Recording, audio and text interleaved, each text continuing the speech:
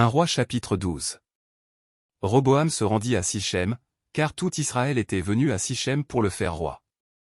Lorsque Jéroboam, fils de Nébat, eut des nouvelles, il était encore en Égypte, où il s'était enfui loin du roi Salomon, et c'était en Égypte qu'il demeurait. On l'envoya appeler. Alors Jéroboam et toute l'assemblée d'Israël vinrent à Roboam et lui parlèrent ainsi. Ton père a rendu notre joug dur, toi maintenant, allège cette rude servitude et le joug pesant que nous a imposé ton père. Et nous te servirons. Il leur dit, allez, et revenez vers moi dans 3 jours. Et le peuple s'en alla.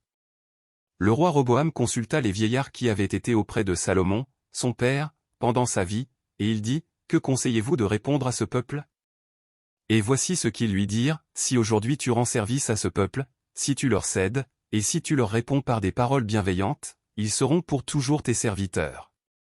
Mais Roboam laissa le conseil que lui donnaient les vieillards, et il consulta les jeunes gens qui avaient grandi avec lui et qui l'entouraient. Il leur dit, que conseillez-vous de répondre à ce peuple qui me tient ce langage, allège le joug que nous a imposé ton père? Et voici ce que lui dirent les jeunes gens qui avaient grandi avec lui, tu parleras ainsi à ce peuple qui t'a tenu ce langage, ton père a rendu notre joug pesant, et toi, allège-le nous. Tu leur parleras ainsi, mon petit doigt est plus gros que les reins de mon père. Maintenant, mon père vous a chargé d'un joug pesant, et moi je vous le rendrai plus pesant, mon père vous a châtié avec des fouets, et moi je vous châtierai avec des scorpions. Jéroboam et tout le peuple vinrent à Roboam le 3e jour, suivant ce qu'avait dit le roi, revenez vers moi dans 3 jours. Le roi répondit durement au peuple. Il laissa le conseil que lui avaient donné les vieillards.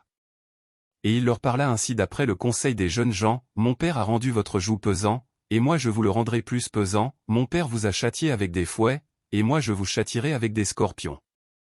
Ainsi le roi n'écouta point le peuple, car cela fut dirigé par l'Éternel, en vue de l'accomplissement de la parole que l'Éternel avait dite par Achija de Silo à Jéroboam, fils de Nébat. Lorsque tout Israël vit que le roi ne l'écoutait pas, le peuple répondit au roi, quelle part avons-nous avec David? Nous n'avons point d'héritage avec le fils d'Isaïe. À tes tentes, Israël. Maintenant, pourvois à ta maison, David.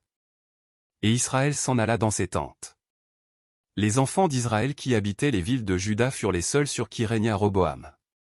Alors le roi Roboam envoya Adoram, qui était préposé aux impôts. Mais Adoram fut lapidé par tout Israël, et il mourut. Et le roi Roboam se hâta de monter sur un char, pour s'enfuir à Jérusalem. C'est ainsi qu'Israël s'est détaché de la maison de David jusqu'à ce jour. Tout Israël ayant appris que Jéroboam était de retour, ils l'envoyèrent appeler dans l'assemblée, et ils le firent roi sur tout Israël. La tribu de Juda fut la seule qui suivit la maison de David.